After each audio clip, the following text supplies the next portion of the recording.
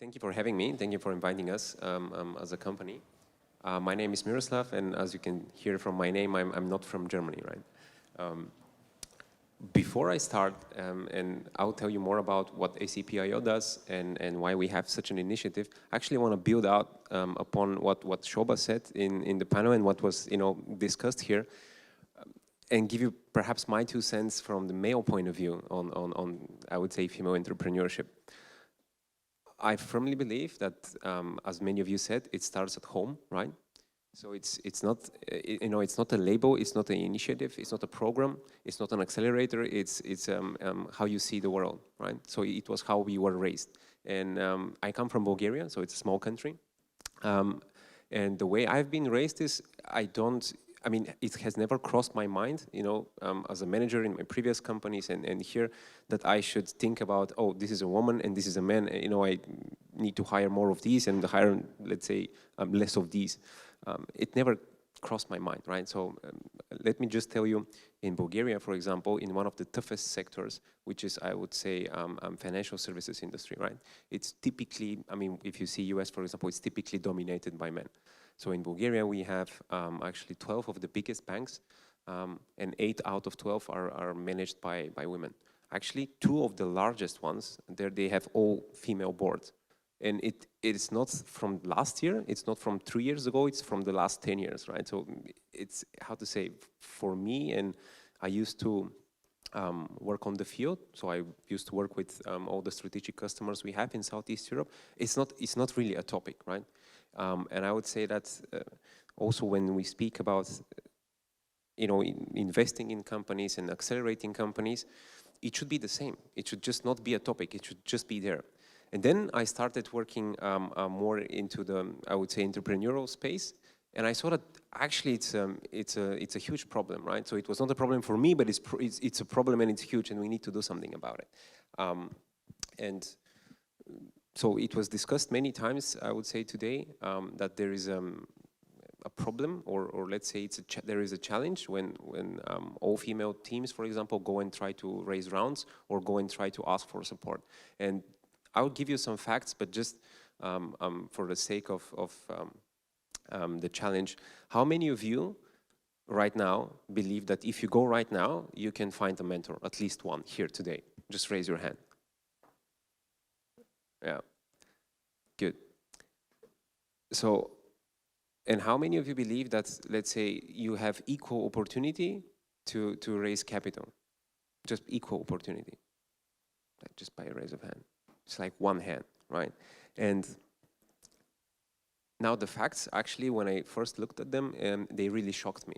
So imagine US is an industry where the VCs typically pour about $100 billion per year, right? So this is the number for last year.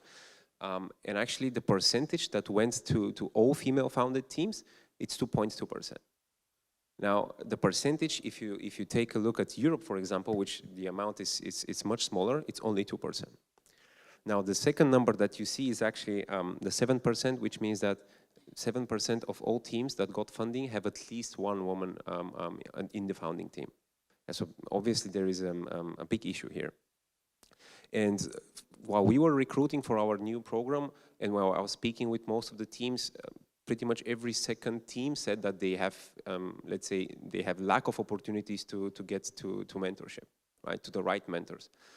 And this actually, for us as a company, didn't start it this year. It started last year. We said, okay, we need to do something about it. Obviously, we see it everywhere around the world, so we need to do something about it. So hence the No Boundaries initiative was created. And we're not the first company to join this, right? So it's again, it should not be a news to you guys. The main idea is that we want to help at least 200 companies by 2023, which means they should go through and we should work together in our programs or with the colleagues from ACPIO Fund. And we have dedicated up to 40% of our investable capital to help basically scale these teams. And when I say dedicated, I mean, again, we were discussing internally, how if we say that we have a no boundaries program, we admit basically that, we're going to focus on this team. And I can assure you that the only reason why we did that is actually because we saw that there are a lot of people that are actually afraid to even apply to a program because they think that they're going to be judged and they think that they don't have a chance, so they won't apply. So basically we said, okay, let's do something about it. And we now have programs across all of our foundries, which are 8 in the world, that are basically have at least one program which is focused on, I would say, women and diverse-led teams. But before that, we have 2 main things that we do and 2 main messages for you today. So ACPIO as a brand, as part of ACP, we're basically the venture arm, right? So we interact with, I would say we're at the forefront, and we interact with innovative startups, and we try to match what you guys do, right? Of course, we try to complement our own solutions, complementing your solutions as well, and we basically give you the opportunity to access our customers. This is in a nutshell, right? And we do this in 2 ways. So we have the fund. It's not like super large fund, so because it's not the idea of ACP acquiring your company, it's the idea of we supporting your company along the way. And our tickets typically are very small, so we help or we target to help early stage companies, so pre-Series A, seed and pre-Series A. And our tickets are up to $250,000. And again, it just helps you when obviously we have a company like ACP or like Microsoft or like Salesforce investing in you. And the Foundries, which I'm part of, we are a no equity ask accelerator. And basically this means that if you come and work with us, we don't take anything from your company, we don't put anybody on your board. What we do actually is try to find basically why your solution is unique, how it could be basically integrated with our own portfolio of solutions, in which areas. And then we give you access to basically our mentors, the mentors in our network, which comprised of partners and customers and ACP senior executives. And obviously we give you access to go and meet our customers. We have 3 main areas, I would say, if we need to generalize of interest with respect to what kind of startups we work for or with. These has to do, of course, with the focus of our company. So we have the intelligent applications, and think about this as the core applications in a typical company. This could be an HR solution, it could be an ERP solution, it could be a finance solution, procurement, etc. So this is one area. The second area is intelligent workflows, and then the third area is if you, let's say, work on something that could add to the services that we provide on our cloud platform. So these are I would say these 3 are very broad topics, and this is actually what we're looking for. So we are open to work with pretty much anybody as long as the idea that you have or the product that you have is good, right? And it could scale. And basically, if you need us, like you need ACP data or access to our software or access to our customers, then we're interested in speaking with you.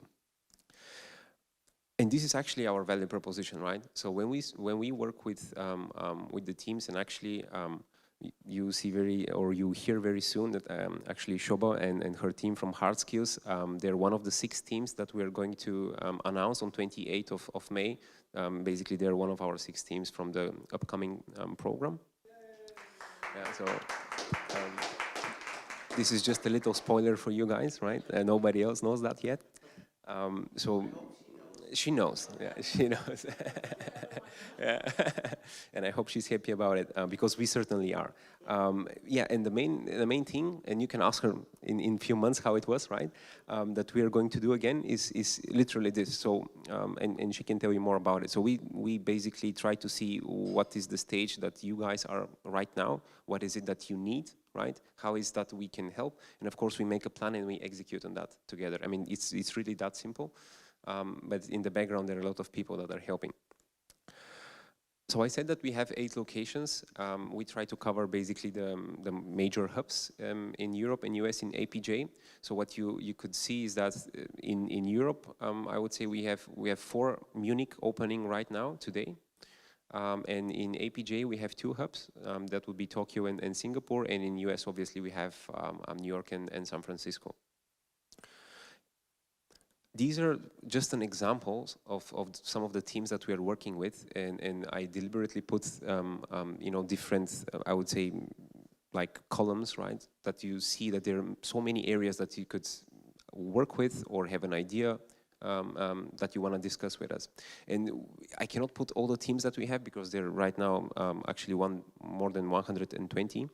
And the thing is, and I need to be very open, we're not, I mean, of course we're looking to work with as many teams as possible, but I must say that we're also very selective. Because from what I've seen, and I'm a former consultant, right? So I was working with our customers. It's if we just invite everybody, right, then we're wasting your time because maybe we're not the right company to help you. But from what I've seen so far, we actually need to increase the number of programs we have because there's so many of you guys that have wonderful ideas that we just cannot make it in one cohort, right? And here is my call to action. We really, as a company and as a team, we realize that we can't do this alone, right? So if we want to tackle really the issue of funding, for example, or acceleration of companies that have diverse-led founders, for example, or women in the lead, we need everybody. It's not one company. It's not two companies. It's not 5 companies. We need everybody to just how to say, think about it. And then next time when you hear a pitch, let's say for a company like that, just hear it until the end, yeah? I mean, it starts like this, just hear it until the end. You don't need to sign contracts, you don't need to commit to anything, just hear it until the end, right? And if you can't basically help them, just connect them with somebody else. This is at least what we are doing, for example, when we can't help somebody, right? And so if you are in town on 28th of May, this is our kickoff, just please contact me. I'll be more than happy to meet you there. If you're a mentor or investor or a startup, then we'll be super happy to basically meet you and speak with you. So that was from my side. Thank you very much. 28th of May, and here are my contacts. If you. Thank you so much. Are there any questions? Because Yeah, of course. Yeah, sure. I mean, we have some time for questions. Okay. So you're no worries. Scheduling. Yeah. Okay. Yeah. So I need another mic. Oh, okay. Sorry. Yeah, we need the mic because there's a wonderful TV crew here as well, and they're recording everything, and they are also going to put it online. So this is also why we take extra care in recording everything. Me to introduce myself again. Yeah, of course. Manal Assad, yeah, digital marketing consultant. Yes. So you can see the face talking. The numbers you shared about basically female entrepreneurs, like at the percentage of funding they get, they're striking. I've been aware of them for a while. Sorry, I've done a bit of research on the topic, and recently there has been this article about using behavioral economics like nudging and etc. to make sure we promote inclusive entrepreneurship. One example can be, for example, if just ask you a question. Because that is the most effective. Introduction, so he would know what I'm talking about. Yeah, but you are also recording this, and I feel a little bit uncomfortable. Just ask your question so he can answer it. All right.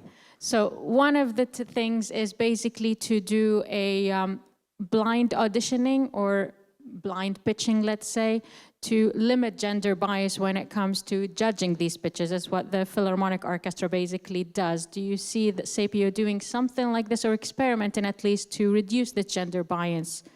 Or are there any other solutions that your company is doing to reduce this gender bias? Well, I can tell you what we did, right? I cannot speak for the whole company because we have so many initiatives, actually. And it will take me like 2 hours to explain you all the initiatives that we have. But I can tell you what we have, what we did for our screening day. We just invited open-minded people. I think it's simple as that. We just invited open-minded people who are looking at, first of all, what is the problem that you're solving, right? And do you have the right team? And by the right team, I mean, do you have the right expertise to solve that problem? Now, for example, if I come and tell you, yeah, I'm going to tackle, let's say, climate change. I have no clue about climate change and no idea where to start. Would you help me, right? I mean, probably not. It doesn't matter because I'm a white male, right? It's not because of that. So it's I would say this is the beginning. We just really focused on what is the problem, what is the solution, and how can we help? So actually, when we were also making, in between our minds on which team we should invite, we were thinking about, first of all, how can we help, right? Are we the right company for these guys or not?